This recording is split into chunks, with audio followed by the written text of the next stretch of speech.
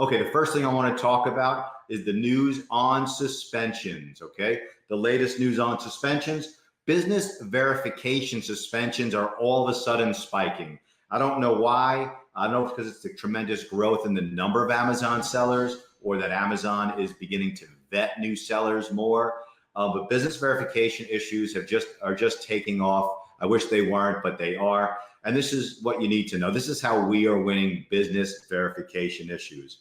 One, everything you submit to Amazon, everything you submit to Amazon must match. Okay. If you are submitting your corporation documents, your lease, your phone number, your phone records, your phone bill, utility bills, you want everything to match. You got to make sure the addresses match 100%.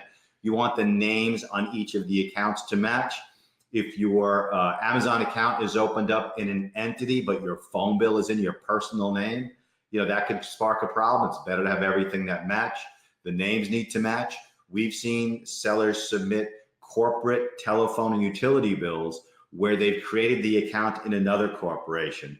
It seems silly that Amazon would care about this, but it definitely gums up the work. So make sure the names match, the entities match.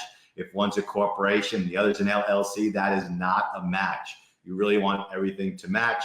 Also, give Amazon what they're looking for. If it delays you a bit, I think it's better to slow things down a bit and to get it right the first time rather than have this problem, okay? Also, and I hate to say this, but it seems to be hitting foreign sellers more than domestic sellers. Sellers located in the United States seem to be getting a lot less business verification issues, although you are getting them. If you're a seller located in another country, you're getting a larger proportion of these issues. So business verification suspensions are just really high the end of last week, and we expect that to continue at least for the next couple of days. Hopefully it won't. If you have any questions or concerns, we're winning these cases, and we're happy to pay forward to give you the information. Okay, second issue on suspensions, seller misconduct suspensions. Seller misconduct suspensions started growing last week, and they definitely snowballed by the end of the week. Thursday and Friday, our phone was ringing off the hook with sellers who just wanted more information. If you get a seller misconduct suspension, it doesn't tell you what you did wrong. It gives you a list of possibilities, which requires you to really do a self-evaluation. And what we don't want sellers doing, do not admit to doing something wrong when you didn't do anything wrong. If you do that, you are entirely at Amazon's mercy. Okay, we know other consultants still recommend that you admit to doing something wrong, even if you didn't, just to fall on the sword. And I got to tell you, me and my partner, Anthony Familaro, and our entire team of college-educated paralegals and our entire team of lawyers all agree, do not admit to doing anything wrong to Amazon unless, one, you absolutely did it, and number two, you are absolutely caught and prior plans of action didn't work. So seller misconduct is just going up and up and up. It definitely seems that Amazon is combining a lot of different reasons into one. But if you get one of those and you want more information, we are happy to provide you with a free consultation. And unfortunately, this is the type of suspension that's just taking off. Okay, Amazon sellers are third. I try to give you 5 issues on each breaking news. So here's the third. Some of you may know this, some of you may not. The message tab in your dashboard has changed, okay? So take a look at it. Make sure you know how to use the new tab. Make sure you know where the messages are coming from. And just for the short term, if you get a message, I want you to copy and paste the order number and just run a search and make sure that you don't have any issues with your customers. Make sure you have no issues with Amazon. We want to avoid suspensions at all costs, okay? And if you need help, you need someone to hold your hand to show you how to use the new tab, or where even to find it, just give us a call. I kept the number on the board today. So that's the third, a message tab update. And we're unsure whether all sellers have this at once.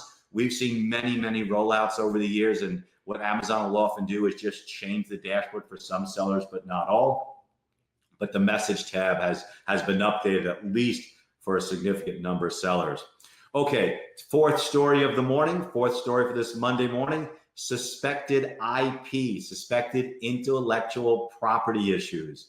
If you receive this, take it as a godsend. Take this as a really good message to you that you get to address what Amazon is possibly perceiving as an intellectual property violation be it trademark or copyright or trade dress or patent or whatever it is, and address it right away. Address it before your listing goes down. Address it before your account goes down, okay? So if you receive the message that there's suspected intellectual property violation for any of your products, you need to address it head on. Again, it's always best to deal with these things before it's an emergency. It's always best to address it before your great listing goes down or your account goes down. Don't ignore it. Okay, the fifth story of the morning, the fifth story for Monday, May 20th, 2019 is about Amazon's neutral patent evaluation. I've talked about this a few times. I want to let you know it's working extremely well so far. You know, not everything with Amazon is great for sellers. This one is. If you're accused of violating somebody's design patent, you can put up a few $1,000s. We can write the documents for you. It goes to Amazon. It then goes to whoever made that complaint, and they have to respond. They also have to chip in the same amount of money. And then Amazon's assigning these to what's supposed to be a neutral patent evaluator to figure out who's right. Once you win one or two of these, Amazon may then send you an email that they're going to consider that neutral patent evaluator's report as if you went to court and won. So that's if you've been accused of violating a patent. Now, we protect private label sellers every single day. If you have your own brand, we can help you develop your brand, police your brand, and get rid of hijackers. We can help you build your warranty and build things into your product that hijackers can't deliver. So where am I going with this? The neutral patent evaluation, if you have a design patent or you have a utility patent and you have hijackers, the process works the same way if you're the rights owner. So if you're a private label seller and you have hijackers and you have a design patent, you can give us a call. We will look at the patent, and then we'll look at the hijackers to see whether or not they have changed the product enough to pass what's called the Egyptian goddess test. We have a whole video on this. So if you want to learn more about the Egyptian goddess test, just Google our name and you'll find it. But you same thing, you file for the neutral patent evaluation, you pay a few $1,000s, and then the hijackers have to make a decision. They can pay money and explain why they don't think they're violating, or they can ignore it and they'll be removed from that listing. Now, if they do pay and participate, the patent evaluator will make a decision where they are or not. And if your patent is strong and they have not changed the product significantly, then they should be taken down. It should be very successful for you. And so far, we are really, really liking Amazon's neutral patent evaluation program.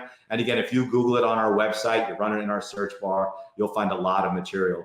I'm also really, really proud that I believe that AmazonSellersLawyer.com now has more information for Amazon sellers, more information for private label sellers than any other website on earth, including Amazon.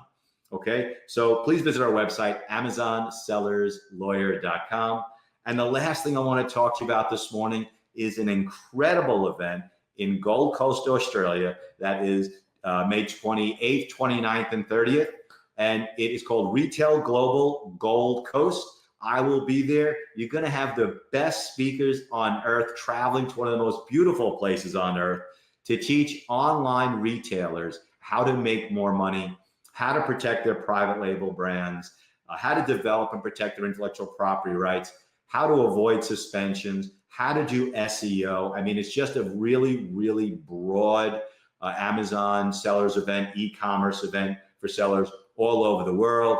And if you have a private label brand and you are an Australian, I will be there teaching you specifically how to protect your brand from hijackers, how to develop, police, and protect your intellectual property rights. Okay, thank you very much. If you're selling on Amazon and you're shopping on Amazon, use Amazon Smiles, and please, Ty Lewis Campbell Foundation.